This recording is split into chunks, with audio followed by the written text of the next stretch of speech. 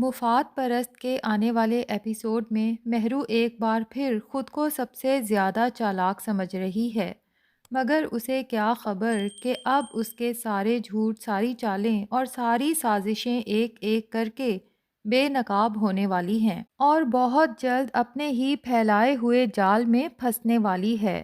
مہرو زین کو لے کر اپنے باپ کے گھر پہنچتی ہے اور وہاں جا کر ایک مکمل جھوٹی کہانی گھڑ دیتی ہے۔ وہ منیر صاحب کو بتاتی ہے کہ زین کی ماں نے ہمیں زبردستی گھر سے نکال دیا اور اگر ہم مزید وہاں رہتے تو وہ ہماری طلاق کروا دیتی۔ مہرو اس طرح اپنی ساس کو مکمل ولن بنا کر پیش کرتی ہے اور خود کو مظلوم ثابت کرنے کی پوری کوشش کرتی ہے۔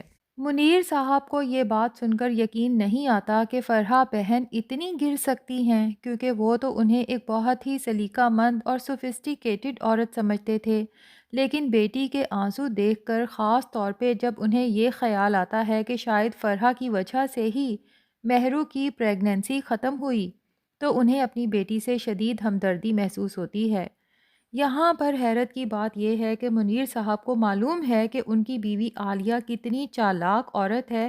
جب وہ اتنی چالیں چل سکتی ہے تو مہرو بھی تو اسی عورت کی بیٹی ہے، وہ بھی آخر بالکل اپنی ماں کے جیسی ہوگی۔ منیر صاحب فوراً فیصلہ کرتے ہیں کہ وہ فرحہ سے جا کر بات کریں گے اور پوچھیں گے کہ آخر انہوں نے منیر صاحب کی بیٹی کے ساتھ یہ سب کیوں کیا، جبکہ شادی کے وقت وہ مہرو کو بہت محبت سے بہو بنا کر لے کر گئی تھیں۔ وہ عالیہ کو بھی طعنے دیتے ہیں کہ اسی لیے وہ اس بے جوڑ رشتے کے خلاف تھے۔ رشتہ ہمیشہ اپنے جیسے لوگوں میں کرنا چاہیے تھا، لیکن دولت کی چمک نے تمہاری آنکھوں پر پردہ ڈال دیا اور تم نے اپنی ہی بیٹی کی زندگی برباد کر دی۔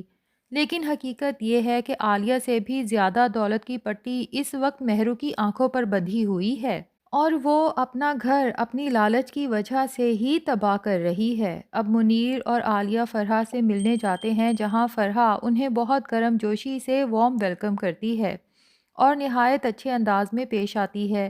لیکن جب منیر صاحب شکایات کا ٹوکرا کھولتے ہیں اور عالیہ بھی کہتی ہے کہ اگر مجھے پہلے معلوم ہوتا نا کہ فرحہ تم میری بیٹی کے ساتھ ایسا سلوک کرو گی تو میں کبھی تمہارے باولے بیٹے سے اپنی بیٹی کی شادی نہ کرتی، تو یہاں فرحہ بھی خاموش نہیں رہتی اور صاف الفاظ میں کہہ دیتی ہے کہ تمہاری بیٹی اصل میں لالچی لڑکی ہے اور محض دولت کے لیے میرے بیٹے کو استعمال کر رہی ہے۔ یہ بات منیر صاحب کو بہت بری لگتی ہے اور وہ فوراً فرحہ کو مزید بولنے سے روک دیتے ہیں کہ بس اس سے آگے میں اپنی بیٹی کے خلاف کچھ نہیں سنوں گا۔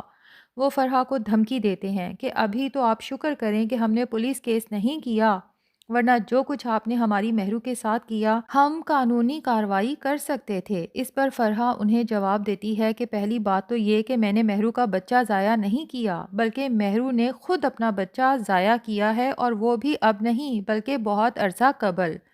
عالیہ فوراً غصے میں آ کر کہتی ہے کہ بس کرو فرحہ، اپنے جرم کا الزام میری معصوم بچی پر نہ لگاؤ۔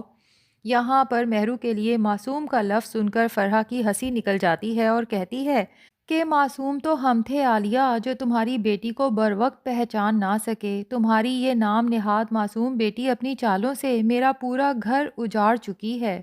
یہاں پر فرحہ کو مہرو کے گولڈ والا معاملہ بھی چھیڑ دینا چاہیے تھا کہ مہرو نے اپنا سارا گولڈ عالیہ کے حوالے کر رکھا تھا اور پھر جھوٹی چوری کا ڈرامہ رچایا۔ چور صرف مہرو کے کمرے میں آیا، صرف اس کا گولڈ لے گیا اور کہیں اور نہیں گیا، اور نہ ہی کیمرے میں اس کا آنا جانا نظر آیا۔ اگر یہ بات منیر صاحب کے سامنے آتی تو انہیں اپنی بیٹی کی حقیقت کا کم سے کم اندازہ تو ہو جاتا۔ اسی طرح فرحہ کو یہ بھی بتانا چاہیے تھا کہ مہرو کا سلمان کے ساتھ شادی سے پہلے بھی چکر تھا اور شادی کے بعد بھی وہ زین کو دھوکہ دے کر سلمان سے ملتی رہی۔ لیکن پتہ نہیں کیوں فرحہ نے یہ اہم باتیں منیر صاحب کے سامنے نہیں رکھیں۔ ادھر مہرو بے چینی سے گھر میں اپنی ماں باپ کی واپسی کا انتظار کر رہی ہوتی ہے، اور جیسے ہی وہ واپس آتے ہیں عالیہ سے پوچھتی ہے کیا بنا، کیا زین کی امی گھر میرے نام کرنے کو تیار ہو گئیں؟ عالیہ صاف کہہ دیتی ہے کہ اس گھر کو اب بھول جاؤ۔ فرحہ نے واضح کہہ دیا ہے کہ زین واپس آنا چاہے تو خوشی سے آ سکتا ہے، لیکن مہرو اب اس گھر میں قدم نہیں رکھے گی۔ یہ سن کر مہرو کے دماغ میں نئی چالیں چلنے لگتی ہیں۔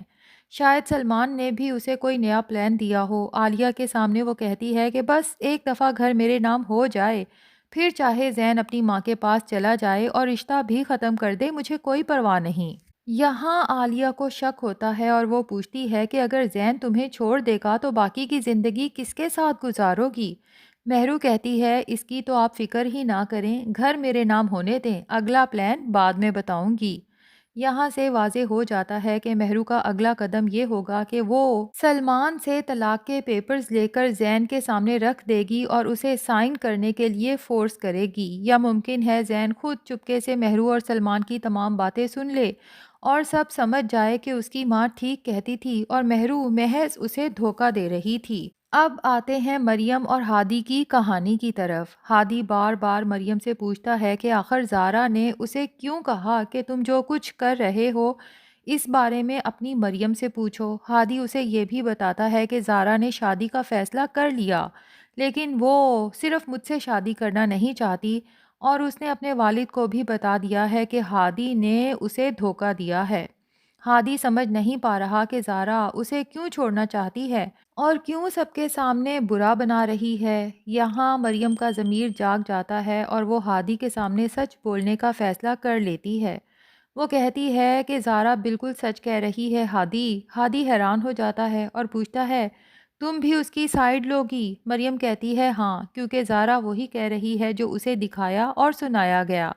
ہادی کو مریم کی باتیں سمجھ ہی نہیں آتی تو مریم اسے شروع سے آخر تک پوری حقیقت سے آگاہ کر دیتی ہے کہ کس طرح مہرو نے اسے زارا کے خلاف بھڑکایا اور نفرت دلائی۔ یہ سب سن کر ہادی بہت پریشان ہو جاتا ہے اور مریم پر غصہ بھی کرتا ہے کہ تم نے میرے خلوص کو میرے خلاف استعمال کیا۔ مریم وعدہ کرتی ہے کہ وہ زارا کو سب سچ بتا دے گی اور اس کا دل بھی ہادی کی طرف سے صاف کرنے کی پوری کوشش کرے گی، اور ساتھ ہی فیصلہ کرتی ہے کہ اسے یہاں سے ہمیشہ کے لیے چلے جانا چاہیے، کیونکہ وہ اتنی شرمندہ ہے کہ اب مزید ان سب کا سامنا نہیں کر پائے گی۔ جب مریم زارا کو سچ بتا کر معافی مانگے گی تو زارا بڑے دل کا مظاہرہ کرتے ہوئے اسے معاف کر دے گی اور خود بھی سوچے گی کہ عالیہ خالہ کی بے وفائی کے بعد اسے ہر محبت پر شک ہونے لگا تھا، حتیٰ کہ ہادی کی محبت پر بھی۔ حالانکہ زارا کو ہادی کی محبت پر شک نہیں کرنا چاہیے تھا، تبھی زارا ہادی سے معافی مانگنے کا فیصلہ کرے گی اور اس سے شادی کے لیے بھی تیار ہو جائے گی۔ آخر میں جب زارا کو معلوم ہوگا کہ مریم شرمندہ ہے اور گاؤں واپس جانا چاہتی ہے تو وہ مریم کو روکے گی اور کہے گی تم کہیں نہیں جا سکتی، کیونکہ میں نے فیصلہ کر لیا ہے کہ تم میری بھابھی بنو گی۔ یوں مریم کی زندگی میں بھی خوشیاں آ جائیں گی اور ریحان جیسا محبت کرنے والا پارٹنر مل جائے گا۔ یوں لگتا ہے ڈرامہ بہت جلد اپنے اختتام کی طرف بڑھ رہا ہے، اور اب دیکھنا یہ ہے کہ مہرو، سلمان اور عالیہ کو ان کے کیے کی سزا کیا ملتی ہے۔ ناظرین، آپ میں سے کون کون مہرو، سلمان اور عالیہ کے انجام کا بے چینی سے انتظار کر رہا ہے؟ کمنٹس میں ضرور بتائیں۔ ویڈیو کو لائک کریں، شیئر کریں اور چینل کو سبسکرائب کرنا مت بھولیں۔